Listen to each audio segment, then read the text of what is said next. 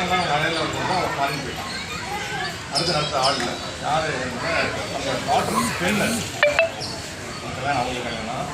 அவங்க business model அவங்களும் IT company business model பார்த்தவொன்னே நான் எதுக்கு இன்னொரு போய் நிற்கிறோம் இந்த மாதிரி வளர்த்து வச்சிருக்கு நான் எதுக்கு ரன் பண்ணுறேன் சொல்லிட்டு அவங்க ஸ்டெப் இன் பண்ணிட்டாங்க அந்த பிஸ்னஸ். ஸோ இவங்களுக்கு வந்து நியூ ஐடியாஸ் இங்கே வந்து ஐடி எனேபிள்டுனால என்ன ஆகுதுன்னா இன்னும் faster service faster communication service next faster reaching networking faster reaching to the product reach அது இன்னும் அடுத்த செஷன். இது ஒரு வேண்டான எங்கள் கம்பெனியில் வந்து ப்ராக்டிஸ் பண்ண வந்து தன்னால் இந்தியா 10வது தான் படிச்சுக்கேன்னு சொன்னாங்க. 10வது நான் அவருக்கு தமிழ் போங்க வைப்பேன் என்னால் அது தெரியல. ஒவ்வொருத்தருக்கும் பயங்கரமான இன்ஹெரிட்டாக ஒரு டேலண்ட் இருக்குது. அந்த டேலண்ட் சொல்கிறாங்க.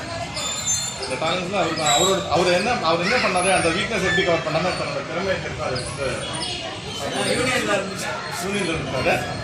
யூனியன் அது வேறு அது உள்ள போவாங்க.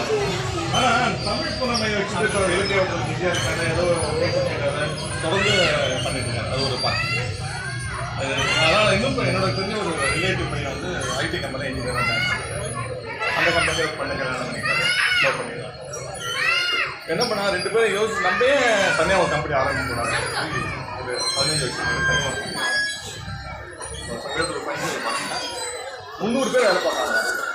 300 பேர் வேலை செய்கிறாங்க. 300 பேர் வேலை பார்க்குறாங்க கம்பெனி. பார்க்க என்ன மாதிரி இந்த மாதிரி டெவலப்மெண்ட் இன்ஜினியராக நீங்கள் சில பேர் நம்பினா அந்த அவுட் ஆஃப் பாசிட்டிவ்னு சொல்லுவாங்க. அவுட் ஆஃப் பாசிட்டிவ் இருந்தாலும் உங்களால் வந்து வேலைக்கு கிளர்க்காக போனால் கிளர்க்காக விட்டுறாங்கன்னா பெரிய ஆஸ்பிரேஷன் இல்லை, ஆம்பிஷன்ஸ் இல்லை, கோல் இல்லை. மேலே போகணும் அவங்களும் போகணும் எனக்கு அப்படி அந்த வாழ்க்கையை சந்தோஷப்படவும் இருக்காங்க. பக்கம் சொல்லல ரிஸ்க் எடுக்கிற நீங்கள் எடுக்கிற ரிஸ்க்கு தகுந்த மாதிரி தான் ரிவார்ட்டும். இப்போ அந்த விதத்தில் இவர் சொன்னார்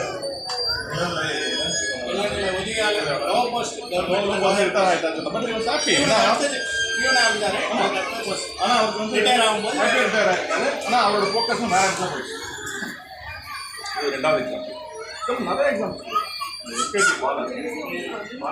நடந்த ஸ்டேஷன் வந்து ட்ரெயினில் டிக்கெட் கொடுக்கறதுக்கு கப்பலில் போவாங்க இலங்கைக்கு.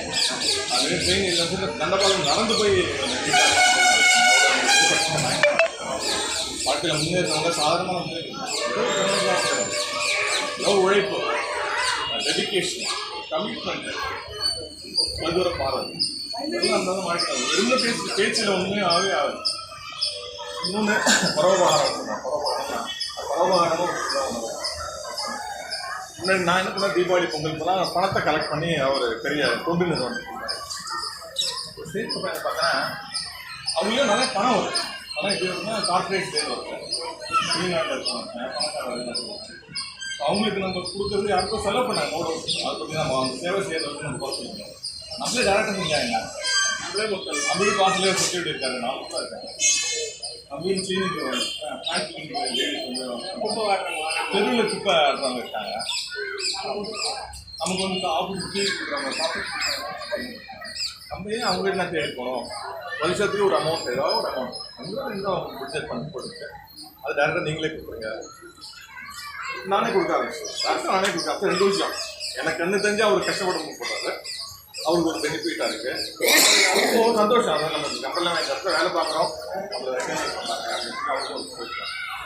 இன்னொன்று இதை தாண்டி என்ன பண்ணாங்க ஒரு கிரைசிஸில் ஒரு ஹாஸ்பிட்டல் ஒரு எஜுகேஷனில் வந்து இந்த மாதிரி தொண்டு நிறுவனங்கள் வந்து லிங்க் பண்ணி கொடுத்தாங்க. சின்ன சின்ன உதவிகள்லாம் நிறையா செய்ய நம்மளால் எவ்வளோ பெருசாக செய்யணும் செஞ்சாலும் நம்ம சுற்றி படித்தால நம்ம வளர்ப்போம். நம்ம சொந்தக்காரங்க நம்ம சொசைட்டி கொஞ்சம் அந்தந்த சொசைட்டி அந்தந்த ஏரியாவில் பார்த்துக்கிட்டாலே போதும். இந்த இன்ஃபேக்ட் இங்கே வந்து இவங்கெல்லாம் வந்து தீபாவளி போது ட்ரெஸ்ஸு இதெல்லாம் வாங்கிட்டாங்க. நானும் பிளான் பண்ணேன். நான் ஒன்று தான் கொண்டு வந்தேன். எனக்கு 4 பேர் இருக்கிறதா சொன்னேன். திருப்பி